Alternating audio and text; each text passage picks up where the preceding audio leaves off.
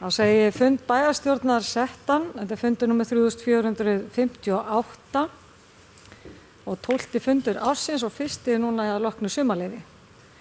Í upphafi fundar að fá lita afbrigða og koma inn á lið breytingar í nefndum, þeir sem geta samþykkt það, gefið merki. Það verður þá fyrsti liður á dagskrá. Það eru 11, takk fyrir það. Og þá koma fyrsta lið, það er breytingar í nefndum.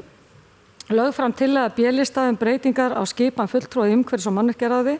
Gunnfríður Elín Hreiðarsdóttir verði aðalfulltrúi í stað Ingibjargar Ólaf Ísaksen og Ingibjörg Elín Ólöf Ísaksen verði varafulltrúi í stað Gunnfríðar Elínar Hreiðarsdóttur. Orðið er laust. Þessi geta samþykkt þetta, gefið merki. Það er 11.